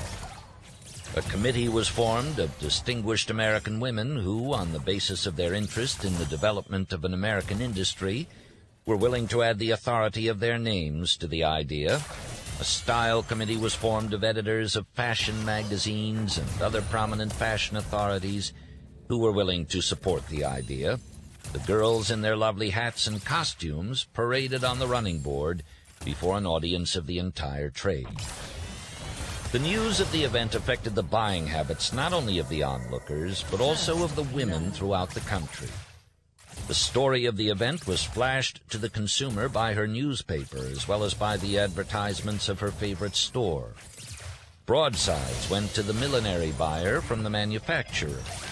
One manufacturer stated that whereas before the show he had not sold any large-trimmed hats, after it he had sold thousands. Often the public relations is called in to handle an emergency situation. A false rumor, for instance, may occasion an enormous loss in prestige and money if not handled promptly and effectively. An incident such as the one described in the New York American of Friday, May 21, 1926, shows what the lack of proper technical handling of public relations might result in. $1 million lost by false rumor on Hudson stock. Hudson Motor Company stock fluctuated widely around noon yesterday, and losses estimated at $500,000 to $1 million were suffered as a result of the widespread flotation of false news regarding dividend action. The directors met in Detroit at 12:30 New York time to act on a dividend. Almost immediately, a false report that only the regular dividend had been declared was circulated. At 12:46, the Dow Jones & Company ticker service received the report from the stock exchange firm, and its publication resulted in further drop in the stock. Shortly after 1 o'clock, the ticker services received official news that the dividend had been increased and a 20% stock distribution authorized. They rushed the correct news out on their tickers, and Hudson stock immediately jumped more than 6 points. A clipping from the Journal of Commerce of April 4, 1925 is reproduced here as an interesting example of a method to counteract a false rumor. Beechnut Head hometown guest. Bartlett R. Kelly signally honored by communities of Mohawk Valley. Special to the Journal of Commerce. Canajoharie, New York, April 3rd. Today was Beechnut Day in this town, in fact, for the Mohawk Valley. Businessmen and practically the whole community of this region joined in a personal testimonial to Bartlett R. Kell of New York City, president of the Beechnut Packing Company of this city, in honor of his firm refusal to consider selling his company to other financial interests to move elsewhere. When Mr. Arkell publicly denied recent rumors that he was to sell his company to the Postum Cereal Company for $17 million, which would have resulted in taking the industry from its birthplace, he did so in terms conspicuously loyal to his boyhood home, which he has built up into a prosperous industrial community through 30 years' management of his Beechnut Company. He absolutely controls the business and flatly stated that he would never sell it during his lifetime to anyone at any price, since it would be disloyal to his friends and fellow workers. And the whole Mohawk Valley spontaneously decided that such spirit deserved public recognition, hence today's festivities. More than 3,000 people participated, headed by a committee comprising W.J. Roser, chairman, B.F. Spraker, H.B. Bush, B.F. Diefendorf, and J.H. Cook. They were backed by the Canajoharie and the Mohawk Valley Chambers of Businessmen's Associations. Of course, everyone realized after this that there was no truth in the rumor that the Beechnut Company was in the market. A denial would not have carried as much conviction. Amusement, too, is a business, one of the largest in America. It was the amusement business, first the circus and the medicine show, then the theater, which taught the rudiments of advertising to industry and commerce. The latter adopted the ballyhoo of the show business, but under the stress of practical experience, it adapted and refined these crude advertising methods to the precise ends it sought to obtain. The theater has, in its turn, learned from business and has refined its publicity methods to the point where the old stentorian methods are in the discard. The modern publicity director of a theater syndicate or a motion picture trust is a businessman responsible for the security of tens or hundreds of millions of dollars of invested capital. He cannot afford to be a stunt artist or a freelance adventurer in publicity. He must know his public accurately and modify its thoughts and actions by means of the methods which the amusement world has learned from its old pupil, big business. As public knowledge increases and public taste improves, business must be ready to meet them halfway. Modern business must have its finger continuously on the public pulse. It must understand the changes in the public mind and be prepared to interpret itself fairly and eloquently to changing opinion.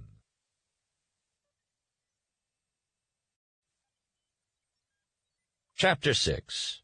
Propaganda and Political Leadership. The great political problem in our modern democracy is how to induce our leaders to lead. The dogma that the voice of the people is the voice of God tends to make elected persons the will-less servants of their constituents. This is undoubtedly part cause of the political sterility of which certain American critics constantly complain. No serious sociologist any longer believes that the voice of the people expresses any divine or especially wise and lofty idea. The voice of the people expresses the mind of the people, and that mind is made up for it by the group leaders in whom it believes and by those persons who understand the manipulation of public opinion. It is composed of inherited prejudices and symbols and cliches and verbal formulas supplied to them by the leaders. Fortunately, the sincere and gifted politician is able, by the instrument of propaganda, to mold and form the will of the people. Disraeli cynically expressed the dilemma when he said, "I must follow the people. Am I not their leader?" He might have added, "I must lead the people. Am I not their servant?" Unfortunately, the methods of our contemporary politicians in dealing with the public are as archaic and ineffective as the advertising methods of business in 1900 would be today. While politics was the first important department of American life to use propaganda on a large scale, it has been the slowest in modifying its propaganda methods to meet the changed conditions of the public mind. American business first learned from politics the methods of appealing to the broad public, but it continually improved those methods in the course of its competitive struggle, while politics clung to the old formulas. The political apathy of the average voter, of which we hear so much, is undoubtedly due to the fact that the politician does not know how to meet the conditions of the public mind. He cannot dramatize himself and his platform in terms which have real meaning to the public. Acting on the fallacy that the leader must slavishly follow, he deprives his campaign of all dramatic interest. An automaton cannot arouse the public interest. A leader, a fighter, a dictator can. But given our present political conditions, under which every office seeker must cater to the vote of the masses, the only means by which the born leader can lead is the expert use of propaganda. Whether in the problem of getting elected to office or in the problem of interpreting and popularizing new issues, or in the problem of making the day-to-day administration of public affairs a vital part of the community life, the use of propaganda, carefully adjusted to the mentality of the masses, is an essential adjunct of political life. The successful businessman today apes the politician. He has adopted the glitter and the ballyhoo of the campaign. He has set up all the sideshows. He has annual dinners that are a compendium of speeches, flags, bombast, stateliness, pseudo-democracy slightly tinged with paternalism. On occasion, he doles out honors to employees, much as the Republic of classic times rewarded its worthy citizens. But these are merely the sideshows, the drums of big business, by which it builds up an image of public service and of honorary service. This is but one of the methods by which business stimulates loyal enthusiasms on the part of directors, the workers, the stockholders, and the consumer public. It is one of the methods by which big business performs its function of making and selling products to the public.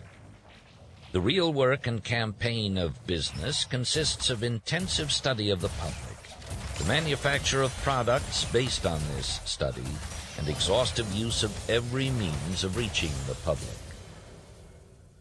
Political campaigns today are all sideshows, all honors, all bombast, glitter, and speeches. These are, for the most part, unrelated to the main business of studying the public scientifically, of supplying the public with party, candidate, platform, and performance, and selling the public these ideas and products. Politics was the first big business in America. Therefore, there is a good deal of irony in the fact that business has learned everything that politics has to teach, but that politics has failed to learn very much from business methods of mass distribution of ideas and products. Emily Newell Blair has recounted in The Independent a typical instance of the waste of effort and money in a political campaign, a week's speaking tour in which she herself took part. She estimates that on a 5-day trip covering nearly 1,000 miles, she and the United States senator with whom she was making political speeches addressed no more than 1,105 persons, whose votes might conceivably have been changed as a result of their efforts. The cost of this appeal to these voters, she estimates, calculating the value of the time spent on a very moderate basis, as $15.27 for each vote, which might have been changed as a result of the campaign. This, she says, was a drive for votes, just as an Ivory soap advertising campaign is a drive for sales.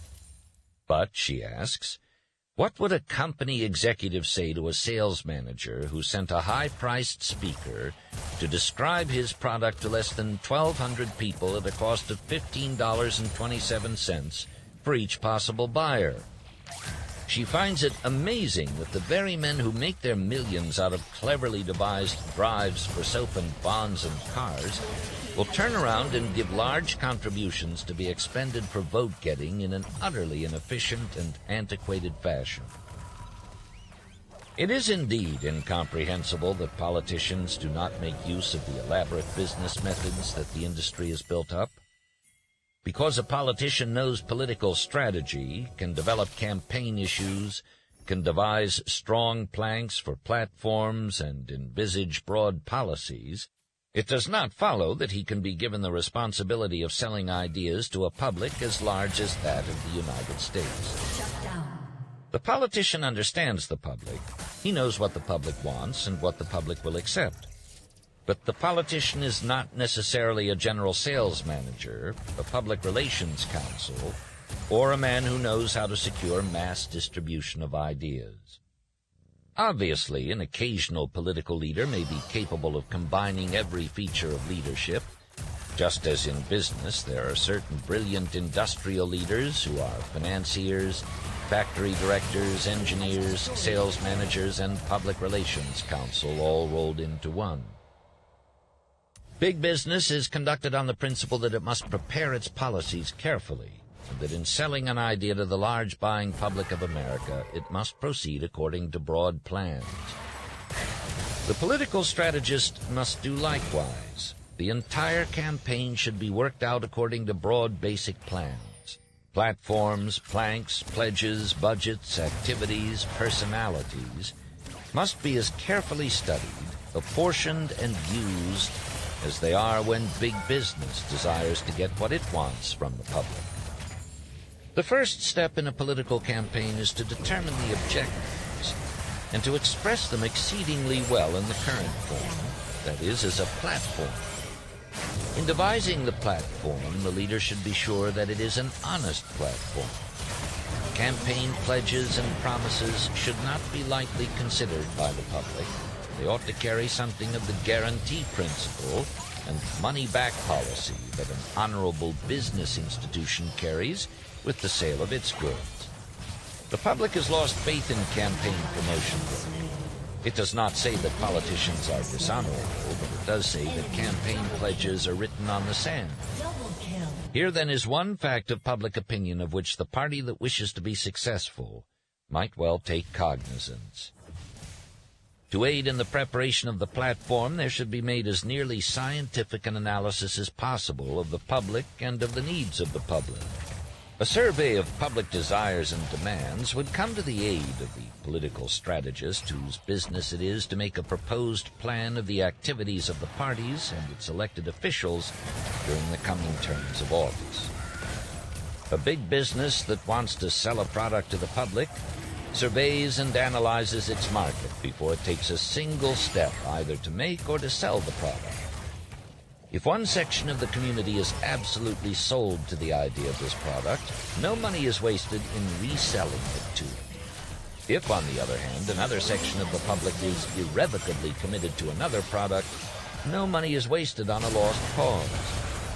Very often, the analysis is the cause of basic changes and improvements in the product itself, as well as an index of how it is to be presented.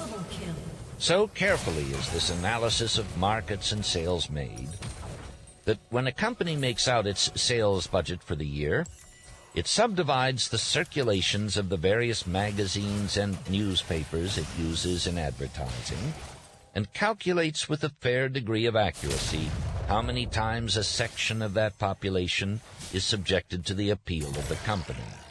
It knows approximately to what extent a national campaign duplicates and repeats the emphasis of a local campaign of selling. As in the business field, the expenses of the political campaign should be budgeted.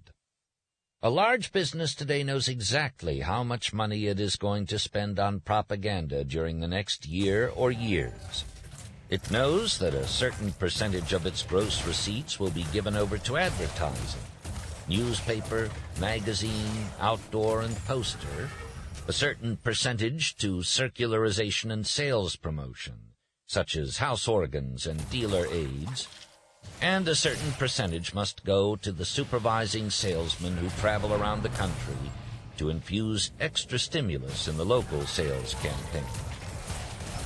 A political campaign should be similarly budgeted. The first question which should be decided is the amount of money that should be raised for the campaign. This decision can be reached by a careful analysis of campaign costs. There is enough precedent in business procedure to enable experts to work this out accurately.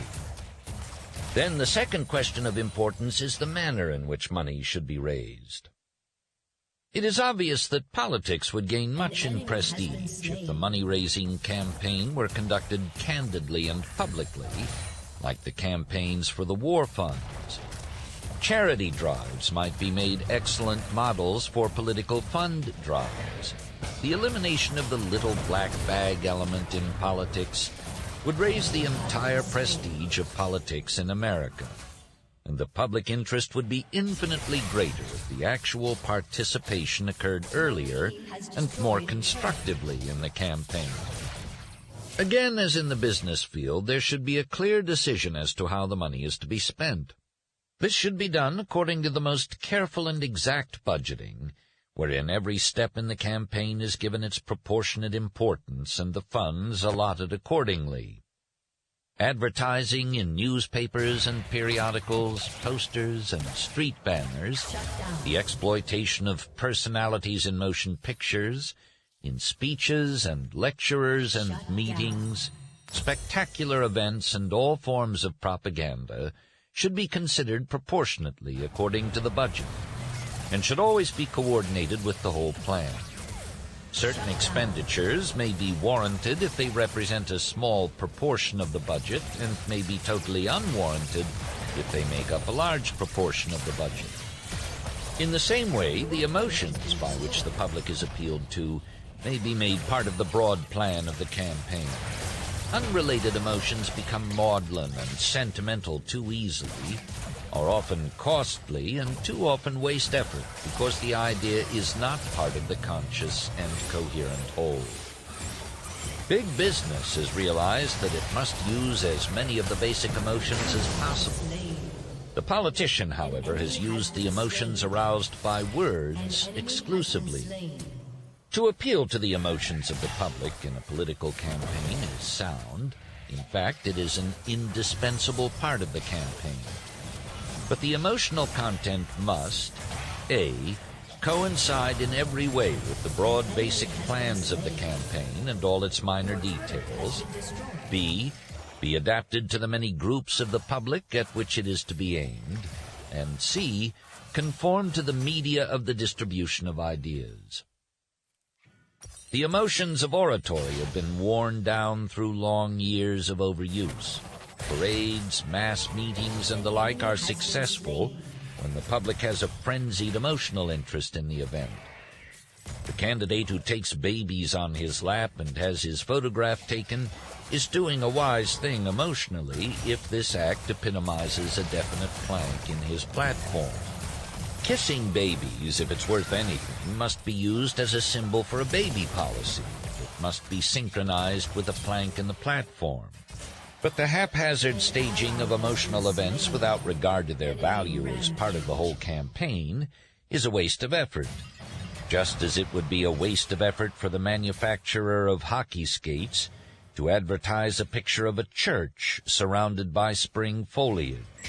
It is true that the church appeals to our religious impulses and that everybody loves the spring, but these impulses do not help to sell the idea that hockey skates are amusing, helpful, or increase the general enjoyment of life for the buyer. Present-day politics places emphasis on personality. An entire party, a platform, an international policy is sold to the public, or is not sold, on the basis of the intangible element of personality. A charming candidate is the alchemist's secret that can transmute a prosaic platform into the gold of votes. Helpful as is a candidate who for some reason has caught the imagination of the country, the party and its aims are certainly more important than the personality of the candidate. Not personality, but the ability of the candidate to carry out the party's program adequately, and the program itself should be emphasized in a sound campaign plan. Even Henry Ford, the most picturesque personality in business in America today, has become known through his product, not for his product through him. It is essential for the campaign manager to educate the emotions in terms of groups. The public is not made up merely of Democrats and Republicans. People today are largely uninterested in politics, and their interest in the issues of the campaign must be secured by coordinating it with their personal interests. The public is made up of interlocking groups: economic, social, religious, educational, cultural, racial, collegiate, local, sports, and hundreds of others. When President Coolidge invited actors for breakfast, he did so because he realized not only that actors were a group, but that audiences, the large group of people who like amusements, who like people who amuse them, and who like people who can be amused, ought to be aligned with him. The Shepherd Tower maternity bill was passed because the people who fought to secure its passage realized that mothers made up a group, that educators made up a group, that physicians made up a group, that all these groups in turn influence other groups, and that taken all together these groups were sufficiently strong and numerous to impress Congress with the fact that the people at large wanted this bill to be made part of the national law. The political campaign, having defined its broad objects and its basic plans, having defined the group appeal which it must use, must carefully allocate to each of the media at hand the work which it can do with maximum efficiency. The media through which a political campaign may be brought home to the public are numerous and fairly well defined. Events and activities must be created in order to put ideas into circulation in these channels, which are as varied as the means of human communication. Every object which presents pictures or words that the public can see, everything that presents intelligible sounds, can be utilized in one way or another. At present, the political campaigner uses for the greatest part the radio, the press, the banquet hall, the mass meeting, the lecture platform, and the stump, generally as a means for furthering his ideas. But this is only a small part of what may be done.